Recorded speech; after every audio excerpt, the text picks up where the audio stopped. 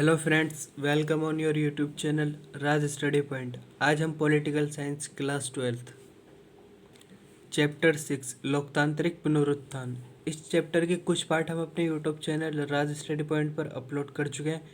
अगर आप ये वीडियो देख रहे हैं और वीडियो हमारे यूट्यूब चैनल राज स्टडी पॉइंट पर आप न्यू हैं तो हमारे यूट्यूब चैनल को सब्सक्राइब करें। आज हमारा टॉपिक है इसमें आपातकाल की घोषणा, मतलब कि भारत में आपातकाल जो लगाया गया उसकी घोषणा कब हुई, कैसे लगाया गया, क्या कारण थे, उनका हम इस टॉपिक में अध्ययन करेंगे। 12 जून 1975 के दिन इलाहाबाद उच्च न्यायालय के न्यायाधीश जगमोहन लाल सिन्हा ने एक फैसला सुनाया। ये तारीख दे रखी है 12 जून 1975 के दिन क्या हुआ। इलाहाबाद उच्च न्यायालय के जो न्यायाधीश थे जगमोहन लाल सिन्हा, उन्होंने एक फैसला सुनाया। इस फैसले में उन्होंने लोकसभा के लिए इंदिरा गांधी के निर्वाचन को अवैधानिक करार दिया। मतलब कि लोकसभा के जो लिए इंदिरा गांधी एमपी बनी थी, उनके इस निर्वाचन को उन्होंने अवैधानिक, मतलब ये संवैधानिक नहीं है, इस प्रकार का उन्होंने बताया। न्यायमूर्ति ने यह फैसला समाजवादी नेता राजनारायण द्वारा दायर एक चुनाव याचिका के मामले में सुनाया था। न्यायमूर्ति ने जो ये फैसला है समाजवादी नेता राजनारायण, इनका नाम याद रखना होगा, इनके द्वारा दायर एक चुनाव याचिका के मामले में सुनाया था। राजनारायण इंदिरा गांधी के खिलाफ 1971 में बतौर उम्मीदवार चुनाव में खड़े हुए थे। अब हमें पता चल गया कि ये समाजवादी नेता जो हैं राजनारायण, ये 1971 में जो चुनाव हुए थे लोकसभा के, उसमें इंदिरा गांधी के खिलाफ उम्मीदवार के रूप में खड़े हुए। याचिका में इंदिरा गांधी के निर्वाचन को चुनौती देते हुए तर्क दिया गया था कि उन्होंने चुनाव प्रचार में सरकारी कर्मचारियों की सेवाओं का इस्तेमाल किया था। उच्च न्यायालय के इस फैसले का मतलब यह था कि कानूनन अब इंदिरा गांधी सांसद नहीं रहीं। जब वे इंदिरा गांधी सांसद नहीं रही तो जाहिर सी बात है कि अब वह प्रधानमंत्री भी नहीं रह सकती। तो अगर अगले ही 6 महीने की अवधि में दोबारा सांसद निर्वाचित नहीं होती तो प्रधानमंत्री के पद पर कायम नहीं रह सकती। 24 जून 1975 को सर्वोच्च न्यायालय ने उच्च न्यायालय के इस फैसले पर आंशिक स्थगनादेश सुनाते हुए कहा कि जब तक इस फैसले को लेकर की गई अपील की सुनवाई नहीं होती तब तक इंदिरा गांधी सांसद बनी रहेंगी, लेकिन वे लोकसभा की कार्रवाई में भाग नहीं ले सकती।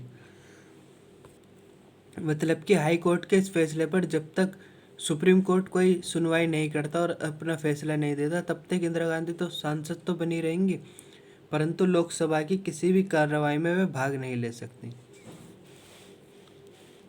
संकट और सरकार का फैसला। एक बड़े राजनीतिक संघर्ष के लिए अब मैदान तैयार हो चुका था।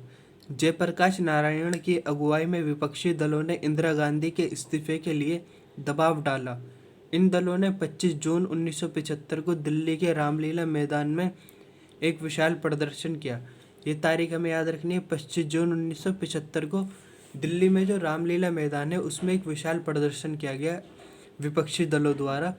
जयप्रकाश नारायण ने इंदिरा गांधी से इस्तीफे की मांग करते हुए राष्ट्रव्यापी सत्याग्रह की घोषणा की। जेपी ने सेना, पुलिस और सरकारी कर्मचारियों का आह्वान किया कि वे सरकार के अनैतिक और अवैधानिक आदेशों का पालन न करें। इससे भी सरकारी कामकाज के ठप हो जाने का अंदेशा पैदा हुआ। देश का राजनीतिक मिजाज अब पहले से कहीं ज़्यादा कांग्रेस के खिलाफ हो गया था। जब कोई व्यक्ति सरकार के कर्मचारियों को ही भड़का रहा है तो इससे ऐसा लग रहा था कि तख्ता पलट न हो जाए, सरकार गिर न जाए। तो इस प्रकार सरकार ने इन घटनाओं के मद्देनज़र जवाब में आपातकाल की घोषणा कर दी। 25 जून 1975 के दिन सरकार ने घोषणा की कि देश में गड़बड़ी की आशंका है और इस तर्क के आधार साथ उसने संविधान के अनुच्छेद 352 को लागू कर दिया। 352 क्या है? 352 राष्ट्रीय आपातकाल अनुच्छेद है। इस अनुच्छेद के जरिए भारत में आपातकाल लगाया जा सकता है। इस अनुच्छेद के अंतर्गत प्रावधान किया गया है कि बाहरी अथवा अंदरूनी गड़बड़ी की आशंका होने पर सरकार आपातकाल लागू कर सकती है। अगर सरकार को लगता है कि देश में अंदरूनी और बाहरी गड़बड़ी है या कोई हमला हुआ है तो सरकार उस सिचुएशन में देश में आपातकाल लागू कर सकती है। सरकार का निर्णय था कि गंभीर संकट की घड़ी आन पड़ी है और इस वजह से आपातकाल की घोषणा ज़रूरी हो गई है। तकनीकी रूप से देखें तो ऐसा करना सरकार की शक्तियों के दायरे में था, क्योंकि हमारे संविधान में सरकार को आपातकाल की स्थिति में विशेष शक्तियां प्रदान की गई हैं। आपातकाल की घोषणा के साथ ही शक्तियों के बंटवारे का संघीय ढांचा व्यावहारिक तौर पर निष्प्रभावी हो जाता है। जब आपातकाल की घोषणा होती है तो उस टाइम में शक्तियों का जो बंटवारा है वह निष्प्रभावी हो जाता है, उसका कोई महत्व नहीं रहता, बल्कि सारी शक्तियाँ जो है वह केंद्र के पास ही चली जाती हैं। जो राज्य सूची, केंद्र सूची, समवर्ती सूची में शक्तियों का बंटवारा है वह सारी शक्तियाँ किसके पास चली आती हैं आपातकाल की सिचुएशन में? केंद्रीय सरकार के पास। दूसरा, सरकार चाहे तो ऐसी स्थिति में किसी एक अथवा सभी मौलिक अधिकारों पर रोक लगा सकती है। आपातकाल जब देश में लागू होता है तो उस स्थिति में सरकार एक या फिर सभी मौलिक अधिकारों पर रोक लगा सकती है, उनमें कटौती कर सकती है। 25 जून 1975 की रात में प्रधानमंत्री इंदिरा गांधी ने राष्ट्रपति फखरुद्दीन अली अहमद से आपातकाल लागू करने की सिफारिश की। राष्ट्रपति ने तुरंत ये घोषणा कर दी। बच्चों, ये इम्पोर्टेंट है कि भारत में आपातकाल जो लगा है उसकी घोषणा किस राष्ट्रपति ने की। 1 मार्क्स में क्वेश्चन पूछ लिया जाता है तो उसका आंसर होगा राष्ट्रपति फखरुद्दीन अली अहमद। इन राष्ट्रपति का आपको नाम याद करना होगा, इन्होंने ही भारत में आपातकाल की घोषणा की थी। आधी रात के बाद सभी बड़े अखबारों के दफ्तर की बिजली काट दी गई। तड़के सवेरे बड़े पैमाने पर विपक्षी दलों के नेताओं और कार्यकर्ताओं की गिरफ्तारी हुई। मतलब कि 25 जून की रात में जैसे आपातकाल की घोषणा हुई, उसकी सुबह ही 26 जून की सुबह को ही सभी बड़े अखबार के जो दफ्तर थे उनकी बिजली काट दी गई और बड़े पैमाने पर विपक्षी दलों के नेता और कार्यकर्ता जो थे उनकी सरकार ने गिरफ्तारी शुरू करवा दी। 26 जून की सुबह 6 बजे एक विशेष बैठक में 26 जून की सुबह 6 बजे इंदिरा गांधी के मंत्रिमंडल की एक बैठक हुई और इस बैठक में इंदिरा गांधी ने मंत्रिमंडल को इन बातों की सूचना दी, लेकिन तब तक बहुत कुछ हो चुका था। अब आपातकाल के परिणाम क्या हुए इनका अध्ययन करते हैं हम। ये इम्पोर्टेंट है कि आपातकाल के परिणाम। सरकार के इस फैसले से विरोध आंदोलन एक बार की रुक गया। ये जो आंदोलन चल रहा था कांग्रेस पार्टी के खिलाफ, तो ये एक तरीके से रुक गया जब सरकार ने आपातकाल लगाया। हड़तालों पर रोक लगा दी गई, अनेक विपक्षी नेताओं को जेल में डाल दिया गया। आपातकाल के लागू होने के साथ ही ये जो सारी हड़तालें चल रही थी इन पर सरकार ने रोक लगा दी और जो विपक्षी नेता थे उनको जेल में डाल दिया गया। राजनीतिक माहौल में तनाव भरा एक गहरा सन्नाटा छा गया। आपातकालीन प्रावधानों के अंतर्गत प्राप्त अपनी शक्तियों पर अमल करते हुए सरकार ने प्रेस की आज़ादी पर रोक लगा दी। ये जो न्यूज़ की स्वतंत्रता है इस पर भी सरकार ने रोक लगा दी। समाचार पत्रों को कहा गया कि कुछ भी छापने से पहले अनुमति लेना ज़रूरी है। इससे प्रेस सेंसरशिप के नाम से जाना जाता है। प्रेस सेंसरशिप क्या होती है कि अखबारों में कुछ भी छापने से पहले सरकार की अनुमति लेना ही प्रेस सेंसरशिप होती है। ये पूछ लिया जाता है, ये भी क्वेश्चन आपसे। सामाजिक और सांप्रदायिक गड़बड़ी की आशंका के मद्देनज़र सरकार ने राष्ट्रीय स्वयंसेवक संघ RSS और जमाते इस्लामी पर भी प्रतिबंध लगा दिया। इन दोनों संगठनों पर भी सरकार ने प्रतिबंध लगा दिया गया। धरना प्रदर्शन और हड़ताल की भी अनुमति नहीं थी। अब ना तो जनता धरना कर सकती, ना ही प्रदर्शन और हड़तालें भी नहीं कर सकती। इस प्रकार आपातकाल लगने पर इन सब चीज़ों पर सरकार ने प्रतिबंध लगा दिया। मौलिक अधिकार निष्प्रभावी हो गए। जो जनता को मौलिक अधिकार मिले हुए हैं तो वो निष्प्रभावी हो गए। सरकार ने निवारक नज़रबंदी का बड़े पैमाने पर इस्तेमाल किया।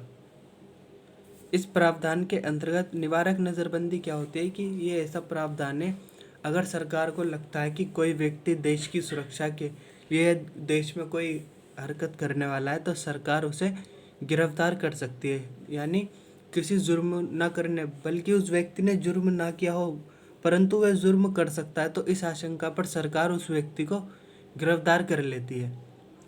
और निवारक नज़रबंदी इसी को कहा जाता है।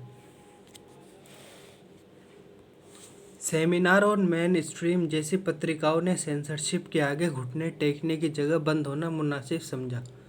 सेंसरशिप को धत्ता बताते हुए गुपचुप तरीके से अनेक न्यूज़लेटर और लीफलेट्स निकले। पद्म भूषण से सम्मानित कन्नड़ लेखक शिवराम कारंत और पद्मश्री से सम्मानित हिंदी लेखक फणीश्वर नाथ रेणु ने लोकतंत्र के दमन के विरोध में अपनी अपनी पदवी लौटा दी। बच्चों, इन दोनों लेखकों का नाम याद करना होगा। आपको आता है कि किन दो लेखकों ने अपनी पदवी लौटा दी, तो इनका नाम हमें लिखना पड़ेगा। कन्नड़ लेखक शिवराम कारंत और हिंदी लेखक फणीश्वर नाथ रेणु। बहरहाल मुलाकात और प्रतिशोध के इतने प्रकट कदम कुछ ही लोगों ने उठाए। संसद ने संविधान के सामने कई नई चुनौतियां खड़ी की। इंदिरा गांधी के मामले में इलाहाबाद उच्च न्यायालय के फैसले की पृष्ठभूमि में संविधान में संशोधन हुआ। इस संशोधन के द्वारा प्रावधान किया गया कि प्रधानमंत्री, राष्ट्रपति और उपराष्ट्रपति पद के निर्वाचन को अदालत में चुनौती नहीं दी जा सकती। मतलब कि संसद ने संविधान में संशोधन करके ऐसा कानून बनाया जिसके जरिए प्रधानमंत्री, राष्ट्रपति और उपराष्ट्रपति का जो निर्वाचन चुनाव होगा उसको अदालत में चुनौती नहीं दी जा सकती। आपातकाल के दौरान ही संविधान का 42वां संशोधन पारित हुआ और उस संशोधन में ही यह कानून बनाया गया था। 42वें संशोधन के जरिए हुए अनेक बदलावों में से एक था देश की विधायिका का कार्यकाल 5 से बढ़ाकर 6 साल करना। लोकसभा का जो कार्यकाल था वह 5 से बढ़ाकर 6 साल करा गया। तो ये 42वें संशोधन के द्वारा दो काम थे, इन्हें हमें याद रखना होगा।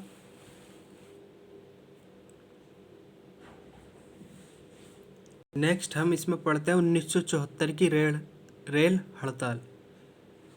यदि रेलगाड़ियों का चलना बंद हो जाए तो क्या होगा?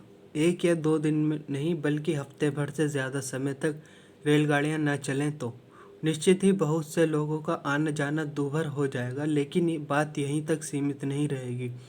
देश की अर्थव्यवस्था ठप हो जाएगी, क्योंकि रेलगाड़ियों के माध्यम से ही देश में एक जगह से दूसरी जगह सामानों की ज़्यादातर ढुलाई होती है। ये जो रेल हड़ताल थी भारत में 1974 में कब लगी? जॉर्ज फर्नांडिस के नेतृत्व में रेलवे कर्मचारियों की एक राष्ट्रव्यापी हड़ताल का आह्वान किया। 20 दिन चली ये हड़ताल और बिना किसी के समझौते के ही ये वापस ले ली गई। इस हड़ताल के बारे में हम आगे डीप पढ़ेंगे।